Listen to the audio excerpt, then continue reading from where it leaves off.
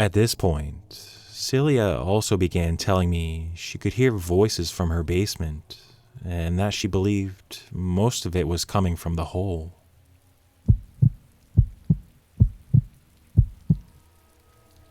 It was St. Patrick's Day back in 2011.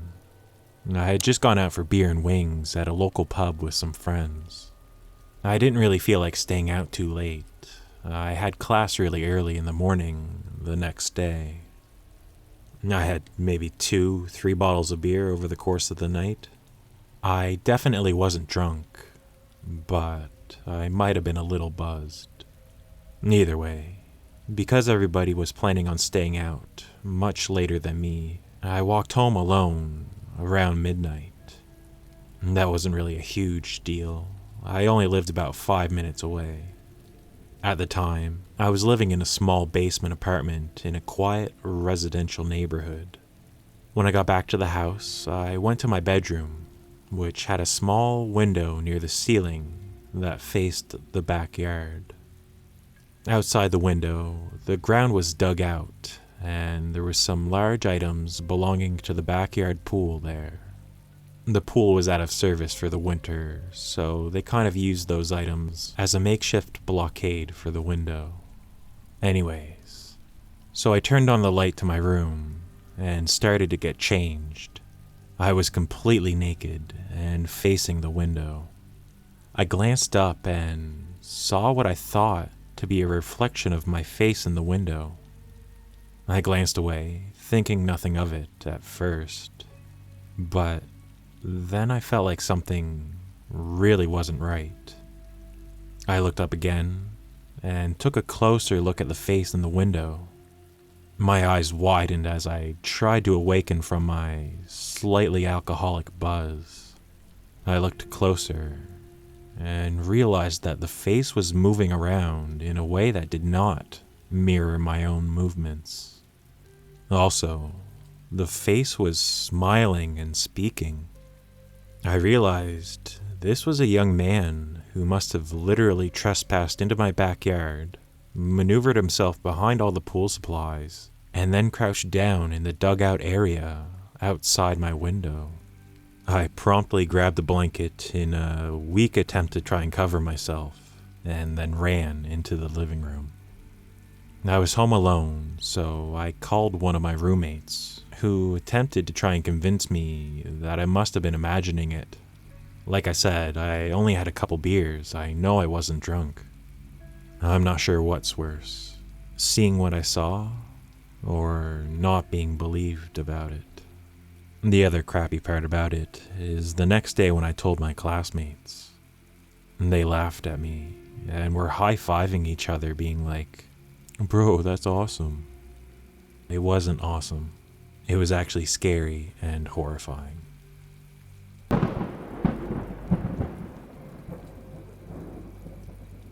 So, one Saturday morning, back in the early 90s, I was about 13 years old at the time, I was left home alone while my parents and sister went carpet shopping in another city about an hour away.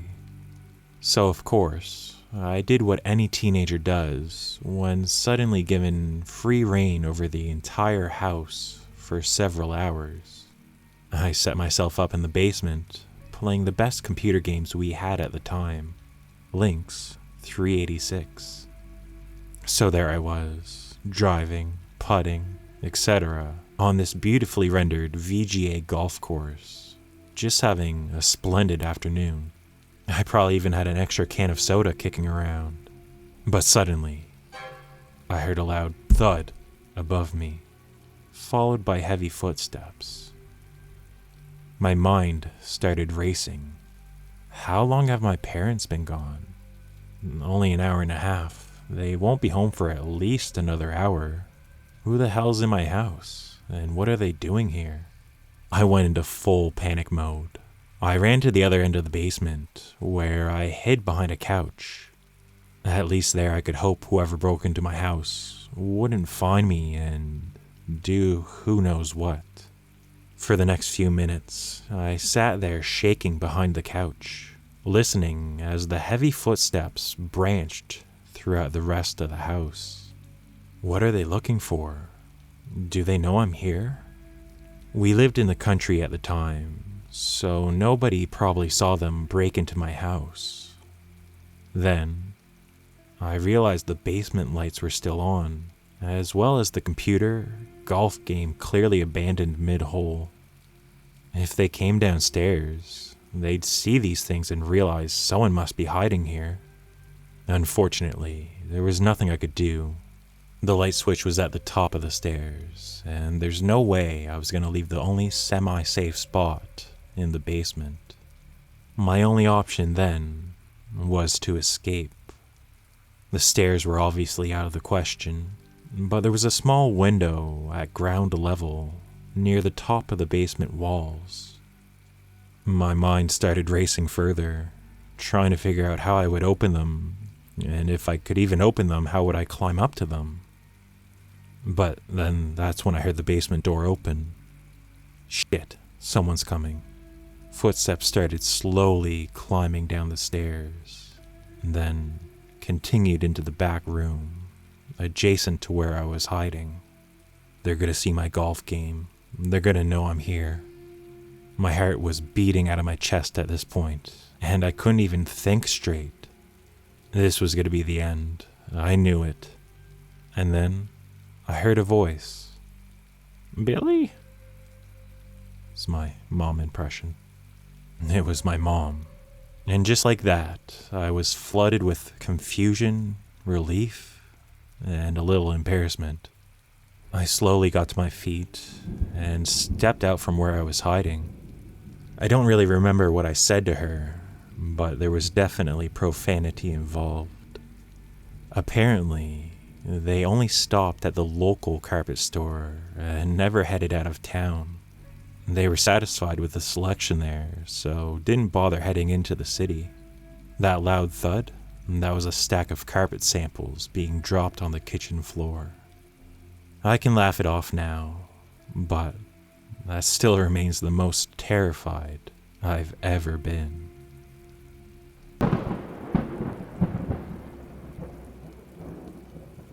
I got one more story for you.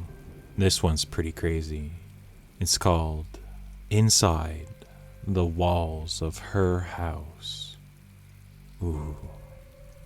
Growing up, I lived in a small town in a heavily forested area. In around 2nd grade, my best friend, who we'll call Celia, began complaining to me about very strange things happening in her household. The first thing that she pointed out to me was a small hole that was forming in the walls of her unfinished basement. The walls were made out of a sort of brick cinder block material, and the hole was forming in the mortar, but expanding as if the bricks were crumbling. I remember asking her if her parents knew about this, and Celia just said that they weren't too worried about it. Fast forward a couple years, and around the 4th or 5th grade, the hole had only become larger over the years. I could now fit a great deal of my arm into the hole. I honestly could fit up to my shoulder and not feel the end of it. Nobody had any explanation as to why the hole would corrode deeper into the house, but not get much bigger in girth. At this point, Celia also began telling me she could hear voices from her basement, and that she believed most of it was coming from the hole. I never heard any of the sounds when I would visit her, but considering that we were only 10 when this happened, I totally believed her. We usually had sleepovers on the weekends, which is when I was usually exposed to all the creepy things wrong with her house. Her family was all kinds of strange too, in the fact that they had an abnormal amount of animals. They had at least 6 dogs, a few cats, a few rabbits, birds, lizards, snails, frogs, fish, everything really. It was also around this time when she was hearing voices that we began noticing that her cats and dogs would randomly disappear and be found later in the basement, standing right in front of the hole. In all the years I knew her and those animals, they had never liked to be in the basement. It started to really scare us, and she was telling me that she believed there was something living in the walls, something that could move around the house through the walls, but the hole was their only way out. At this point in time, I believed her, but had never really seen enough proof to be as scared as she was. In school, she spent most of her time an anxious wreck, and the teachers and other classmates were really worried about her. It really seemed to me like her parents just didn't care or didn't believe her. A lot of the adults just thought that she was anxious because her much older sister was leaving for college soon. Now, here's where we get to the really terrifying part. I was sleeping over at her house during the weekend of Christmas holiday. A slight note about Celia's bedroom is that she has a huge collection of stuffed animals of all sizes, clearly given to her because of her family's love of animals. Anyways, the first night we were sleeping in her bed, and when we woke up the next morning, we immediately saw that every stuffed animal, which were normally strewn about everywhere, were neatly arranged in a pile about 4 feet high. All the animals were arranged in a way that it looked like they were staring right at us. I don't believe now, and did not believe at the time either, that someone or Celia could have moved all those toys. I've always been an extremely light sleeper, and some of the animals were on top of a very large wardrobe. We both knew that whatever Celia believed was living in the walls had to have been responsible for this. We put back all the animals very carefully and never told our parents. Thinking back, I sort of wish we had now. Since I was staying the entire weekend with Celia, we slept together again the next day. At one point in the middle of the night, we both woke up at the same time. I looked over to her and she looked over to me, and we both knew that we both heard a very low creaking noise that was coming from underneath the bed. So, just like a textbook horror movie, we thought it was a good idea to lean over the edge of the bed and look under. Right as we looked, we saw and heard one of the floorboards slam back into the ground. We shot our heads back up and held each other and cried. I had never been so scared in my life, and I called my parents the next morning to take me home right away. After that, I refused to ever go back to Celia's house in fear, and she only got worse at school and at home. I don't really remember if I ever continued to ask her about the things in her house. Maybe I didn't because I was just too scared and we were so young. For unrelated circumstances, my family moved far away from that town that summer. I had only seen her twice after that, and that was over a decade ago. I've never heard from her since, but I've always wondered whatever happened to her. I know that her family still lives in that house to this day.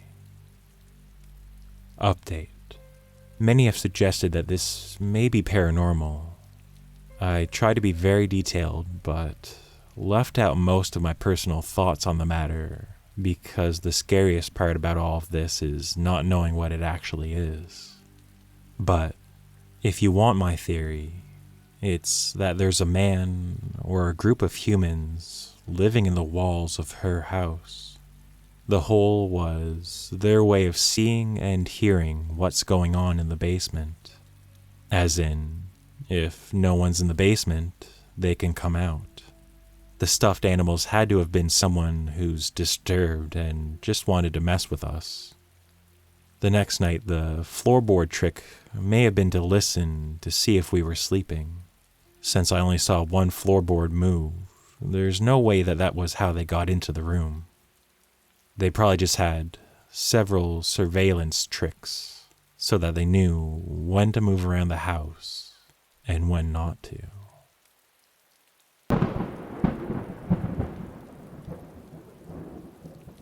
Hey guys, scary stories here. What'd you think of those? That whole one definitely sounds like Silent Hill, The Room, or like a Junji Ito manga, Spiral or something. But anyways, if you got through the whole video, I really appreciate it. If you like the video, maybe give it a like. You don't have to, but, it's greatly appreciated. But, like I said, take care of yourself, and I'll see you in the next one. Bye for now.